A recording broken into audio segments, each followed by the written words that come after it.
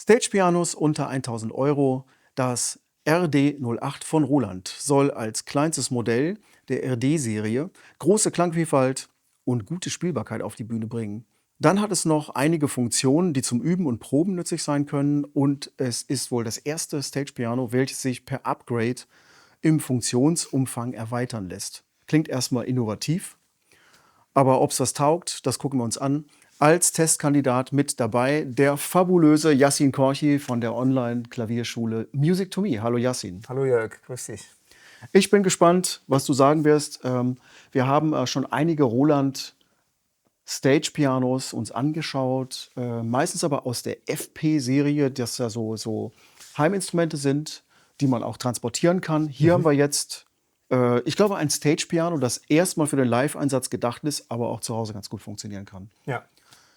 Gut, ob es was taugt, wie es sich spielen lässt, am besten lässt du mal was hören.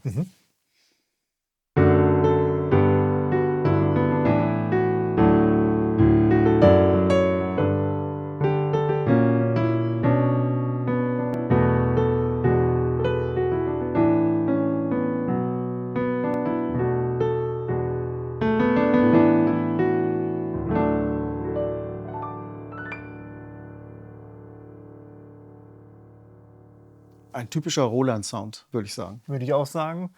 Ja, schön. Also ist alles da, was man braucht und was man kennt, auch wenn man Roland schon mal gespielt hat. Klingt gut und sehr. Ja, ich finde, diese Roland-Sounds haben immer so ein bestimmtes Merkmal. Das ist super kräftig, Ja. ausdrucksstark, breit, groß und hat aber auch trotzdem so die Wärme im Klang. Es ist einfach ein kräftiger Flügelsound. Ja, also du hast einfach die Power halt so, gerade so bei so vollgriffigen Akkorden, ne?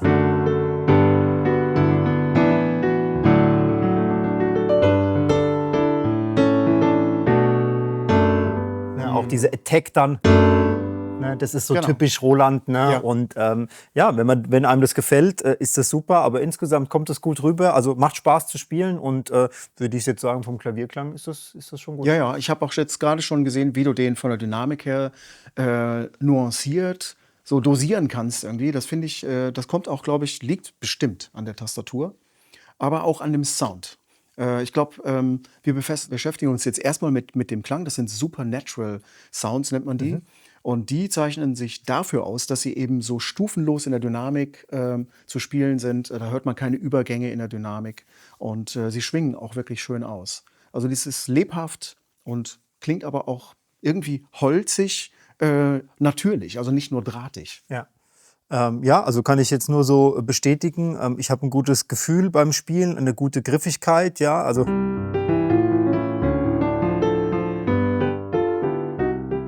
Ja, also.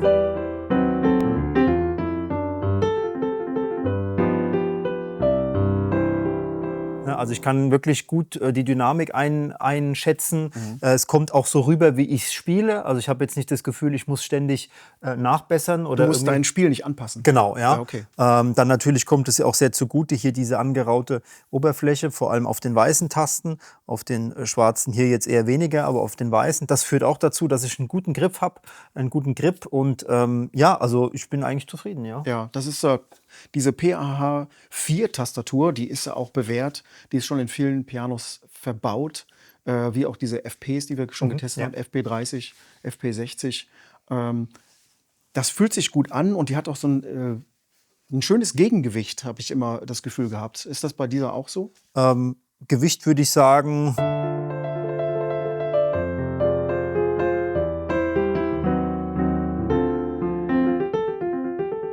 Ist nicht zu schwer, nicht zu leicht. Ist eigentlich genau richtig in so einem Wohlfühl-Feeling. Ne? Also oft sind ja gerade so Stage-Piano-Tastaturen sehr leichtgängig, mir oft ein bisschen zu leicht, ja.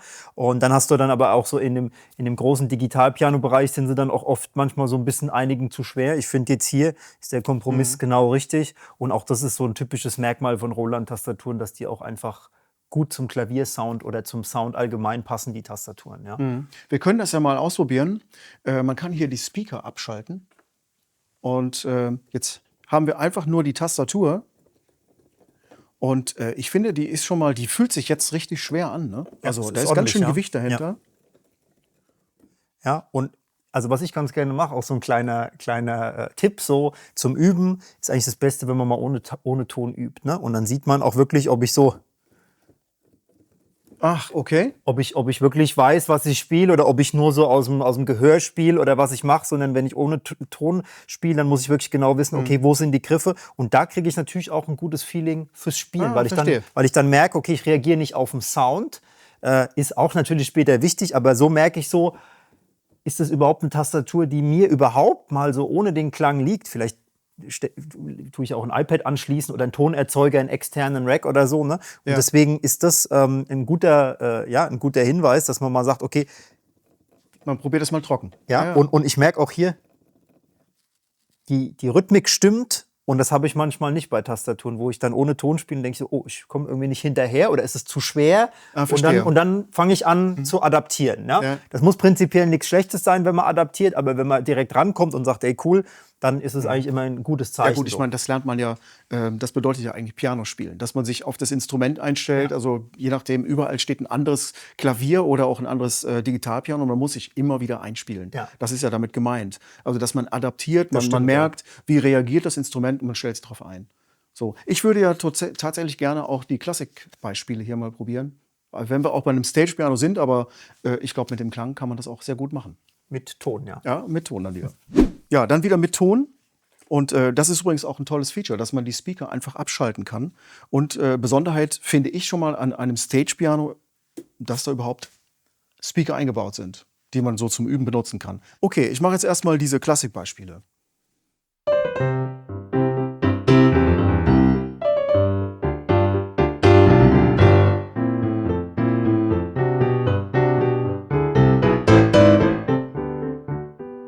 Also kann ich mich auch so direkt dran setzen und spielen, habe ich das Gefühl. Geht gut von der Hand, ne? Ich habe mich jetzt nicht großartig eingespielt, das läuft so. Das ist echt toll. Jetzt das etwas weichere Beispiel.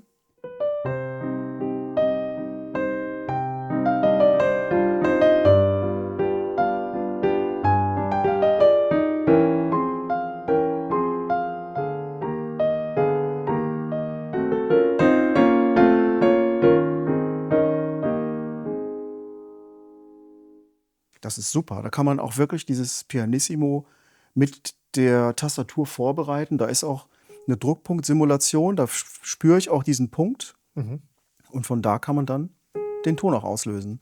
Und das ist immer so ein Zeichen, also ein Qualitätsmerkmal eigentlich für eine Tastatur, wo das gut gemacht ist. Und hier spürt man den auch ganz deutlich. Der ist jetzt nicht total schwer zu überwinden, dieser Punkt, aber da weiß ich, alles klar, hier ist der Punkt. Und dann kann ich, Moment, da ist der. Und dann kann ich von dort auslösen. Wichtig ist, dass das halt quasi klar definiert ist, dass ich sehe, wo Genau. löst der Ton aus, wo spiele ich. Also ich kriege ein konsistentes Spielgefühl rein. Und das ist hier gegeben, kann ich auch so aus meinem Spiel jetzt gerade eben bestätigen. Ja, es fühlt sich so an, wie es sich anfühlen sollte. So. Ja. Das kann man nur sagen. Es ist ja eine Simulation. Man bräuchte die eigentlich nicht, aber man kennt es vom akustischen Instrument eben, dass diese Hammermechanik eben so eine Vorbereitungsstufe hat. Dann ist der Hammer eben bereit zum Auslösen. Ja. Und das ist wichtig für die Repetition, dass man eben aus dem Tastenweg heraus den Ton auch auslösen kann. Dafür ist es wichtig und natürlich zum kontrollierten leise Spielen. Und das gelingt wirklich wunderschön. Toll. Lass uns noch ein paar Sounds hören. Hören wir uns noch ein paar weitere Sounds an von dem RD08. Ja, eine App, wie wir die oft einsetzen bei anderen Digitalpianos, die gibt es hier nicht. Wie für das FP30 zum Beispiel, da gibt es diese Roland Piano App. Da kann man dann die Sounds anwählen, man kann Layer-Sounds machen. Aber gut, wir haben ja hier auch einige Bedienelemente, da sehen wir ja, da geht schon ein bisschen mehr. So. Ja, ich habe verschiedene Klaviersounds, Bright Sound, ja.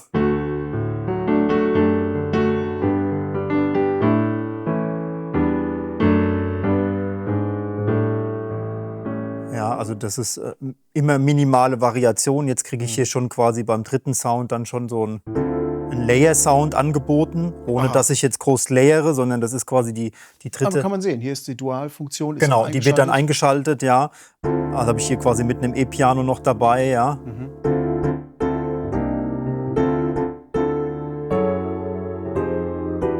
Das sind auch diese typischen Roland-Sounds, diese Jazz-Fusion-Sounds, Genau. die Layer-Pianos, ja. Dann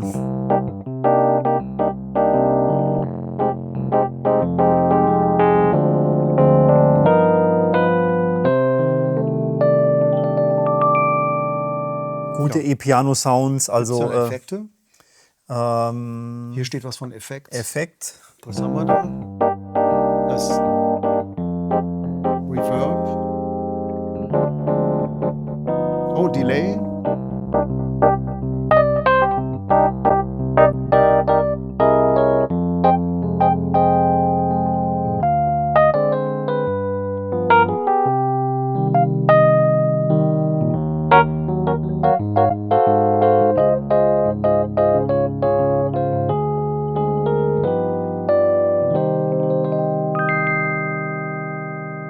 Ja, dann haben wir noch ein bisschen Orgel.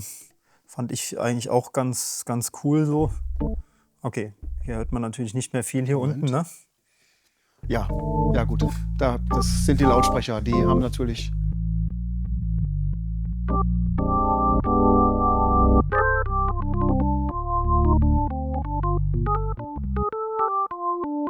Ich würde sagen, das ist alles so Standardware, was jetzt noch kommt, so orgelmäßig, kann man benutzen und so. Ist so ein typisches Stage-Piano, wo einfach alles so ein bisschen dabei ist, wenn man mal beim Gig mal irgendwie noch eine Orgel braucht oder so. Ne? Ja gut, aber typisches Stage-Piano, dann würde ich sagen, ja, wenn man diese Synth-Abteilung da mal aufmacht, dann kommen da ganz, ganz, ganz, ganz viele Sounds. Insgesamt sind hier 3000 Sounds drin. Echt? Ich frage mich, wer die alle braucht. Ja, aber da hört man natürlich den Hintergrund von Roland, von den Synthesizern. Ja. Gut. Ja, also im Synths-Abteilung sind dann auch halt Chöre und sowas dabei. Ist jetzt nicht ganz so mein Metier, sage ich jetzt mal. Aber wenn du sagst, du hast so viel Sounds hier drin, ist es natürlich beachtlich. Aber so mit den Brot- und Butter-Sounds kommt man eigentlich ganz Ja, gut. und wenn du das layern willst, wie funktioniert das dann? Eigentlich wählt man dann ja 2 Klänge an. Wie ist denn das hier? Nee. Also so funktioniert es nicht, wie man es normalerweise gewöhnt ist. Nee, das steht zwar jetzt auf Dual, das hat aber jetzt nichts hat damit nichts- zu tun, ja. dass du hier jetzt Piano und E-Piano hättest, oder? Nee. Die haben quasi schon, also die Sounds haben zum Teil 2 Ebenen. Das ist quasi schon wie so ein Dual-Layer. Ach, okay. Und dann weiß ich jetzt ehrlich gesagt gar nicht, wie man das genau. Also hier ist quasi die zweite Funktion ist Ja, Key warte mal. Off. Da kann man ja hier mit den Reglern direkt auf den Sound Einfluss nehmen. Genau. Spiel doch mal gerade. Jetzt müsste es so. Das ist der E-Piano-Sound. Jetzt haben wir. Das sind die Geräusche. Das sind die Release, die Key-Off-Effekt-Geräusche. Und die mischen sich dann mit dem Hauptklang. Genau. Das ist aber cool. Das hat man auch so tatsächlich eher selten, dass man sowas direkt in der Anwahl hat. Aber es klingt ganz smackig und macht ja auch den Klang ganz, ganz authentisch irgendwie. Man kriegt halt eine neue Note dadurch, dass man vielleicht diese Key-Off-Geräusche mit reinmischen kann. Also mit der Bedienung muss man sich ein bisschen beschäftigen, aber prinzipiell finde ich super gut, dass man hier quasi über die Knöpfe, über die Drehknöpfe Sachen quasi in Echtzeit stufenlos einstellen kann. Das ne? finde ich auch gut. Weil ich nehme an, für Fader hat es nicht gereicht von der Bautiefe. Ja, das wäre ein bisschen knapp Ja. gewesen. Und das finde ich eigentlich immer ganz cool, dass ich quasi so einen Klang quasi rein und rausmischen kann, ja, und habe quasi die Kontrolle, kann das vielleicht auch so irgendwie im Pedal liegen lassen und dann kann ich es dann rausdrehen, ja. Das ist natürlich was nicht jedes E-Piano kann, sondern da muss man dann irgendwie, wenn keine Drehregler da sind oder das Fader, geht das dann halt nicht, ne? Ja, klar. Ja, Das finde ich auch, also wenn man live spielt, schon ganz witzig. Außerdem gibt es ja hier einen EQ, den man einstellen kann, das ist schon mal auch wichtig. Wenn der Monitor-Sound nicht so richtig schön ist oder vorne mehr Höhen gebraucht werden, so im Bandsound hat man das schon mal, oder weniger Bässe meistens, dann kann man da eben schnell mal in den Sound eingreifen. Das finde ich sehr gut. Ja. So, kommen wir jetzt zu den Dingen, wo ich finde, es nicht so richtig stimmt. Das ist einmal, dass Das bemängeln wir eigentlich immer. Und gerade bei Instrumenten, die so um die 1.000 Euro kosten, da ist das einfach frech. So, das gehört da nicht rein. Du hast da das schöne Pedal von Roland, das DP10. Und das ist sogar halbpedalfähig. Und damit kann man auch schon richtig gut spielen. Ne? Ja. Das kostet dann nochmal, 40, 50 Euro. Das sollte man beim Kauf direkt mit einplanen. So, und dann habe ich am Eingangs ja gesagt, dass das wohl das erste Piano ist, das man per Upgrade im Funktionsumfang erweitern kann. Und das betrifft den Zusammenhang mit USB und eben Dingen wie iPad oder Computer. So, das haben wir ja oft schon gehabt, dass man eine USB-Audio-MIDI-Funktion hat. Man schließt einfach das iPad an und alles ist integriert. Man hat alles hier in dem Soundsystem. Einfacher geht's nicht. Das geht hier leider nicht. Man kann MIDI-Signale raussenden, man kann es an Computer anschließen und in den Sequencer einspielen. Alles gut. Aber Audio wird nicht zurückgeleitet. Möchte man das haben, dann muss man das Upgrade haben und das kostet ungefähr 300 Euro. Das ist nicht nur diese Funktionalität dann, sondern man bekommt dann auch noch Zugriff auf diese Roland Cloud und da bekommt man dann die ganze Library von Roland. Die kann man auch sich als Software runterladen. Das ist das Schöne daran. Also mit diesen 300 Euro, die man ausgibt, bekommt man so einen Lifetime Key in der Roland Cloud. Und dort kann man sich dann bedienen an diesen Klangerzeugern. Die kann man sich dann auch in seinen Laptop laden und die als Plugins benutzen. Und da hat man ja diese ganzen XV-Geräte mit diese riesen Sound-Library. Also nur kurz nochmal für mich. Also das Audio-Interface wurde verbaut von Roland. Das ist im Keyboard drin. Ich schätze mal ja. Als Aber Hardware ist es da. Es ist quasi softwaremäßig, muss ich es quasi über ein Abo sozusagen oder einen Zugriff auf so ein Abo-Modell muss ich es quasi freischalten. Es ist kein Abo, aber es ist, wie gesagt, ein Lifetime-Key. Der gilt halt fortwährend. Das muss man einmal bezahlen. Das sind 300 Euro. Und dann hat man eben Zugriff auf diese gesamte Funktionalität. Und ich kann das irgendwo nachvollziehen, ja. Wenn man dann mit dem Rechner irgendwie da dran ist, dann braucht man auch diese Audiofunktion. Aber die könnte ich ja auch gebrauchen, um einfach meinen Piano-Tag da anzuschließen. Und wenn ich denn das haben wollte, dann müsste ich jetzt stark überlegen, ob ich diese 300 Euro dafür tatsächlich ausgeben möchte. Ich muss sagen, dass wir ja quasi kürzlich das Kurzweil getestet haben für 400 Euro. Da war diese Funktion ja quasi Das ist da frei Haus drin. kostenlos dabei. Genau. Und hier wird quasi mehr oder weniger fast der Preis für das Kurzweil-Keyboard aufgenommen. Das muss man so auch mal sehen, ganz Ja. genau. Und das FP30X, das wir auch getestet haben, das hat es auch eingebaut. Und ich glaube, es ist ein Standardbauteil, das da drin ist. Ja. Und es wird per Software künstlich freigeschaltet. Ich finde es nicht gut. Ich finde es auch nicht gut. Macht jetzt aber so das Instrument an sich nicht madig, würde ich sagen.